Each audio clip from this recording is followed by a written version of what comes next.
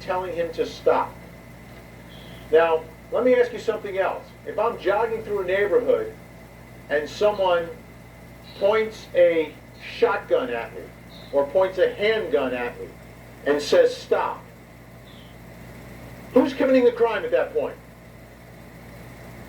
That's right, Vinny. They are. I mean, I'm sorry, but I'm a jogger myself, and if someone is pointing a .357 Magnum at me or a shotgun, I'm not sitting there and saying, okay, I'll just stop. I'm running away.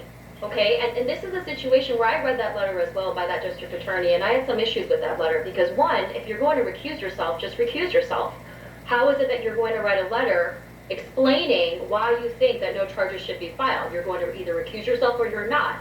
And the second problem I had with that letter, Vinny, is that he was writing it almost as if he was the expert in the situation, that he was talking about the trajectory of the gunshot, and that this supported their contention that the McMichaels did nothing wrong here. But that's something that he presented trial for expert foundation, for expert testimony, not for for a DA just to write that and say, listen, I'm recusing myself, but I just want to let you know that no charges should be filed here. I just think that was absolutely unnecessary for that to be included in that letter. And I think that if you're jogging, and if you're Ahmed, and you're jogging down the road and you see someone armed with a shotgun, I mean, clearly there's going to be some issue there in the sense of what is going on? Why are these people doing this to me? And of course, another argument that I have to make. And he's surrounded. He's surrounded. Joseph, Absolutely. This is what I wanted to ask you.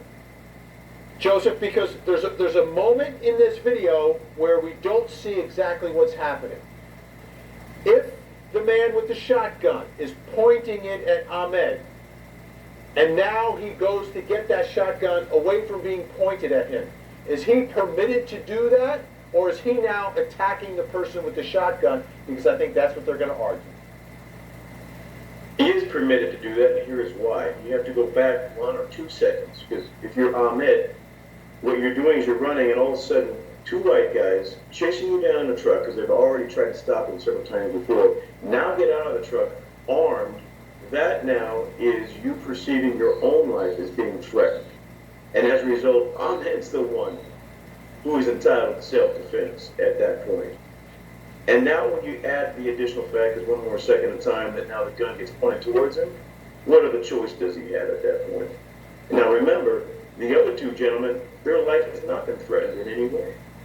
And so they made the decision to effectuate a citizen's arrest. But remember, as a citizen, you do not have to comply with that arrest. Now, if it's a police officer, active duty, they are under the color of authority, that's the legal words, they're wearing a uniform, they identify themselves as being police.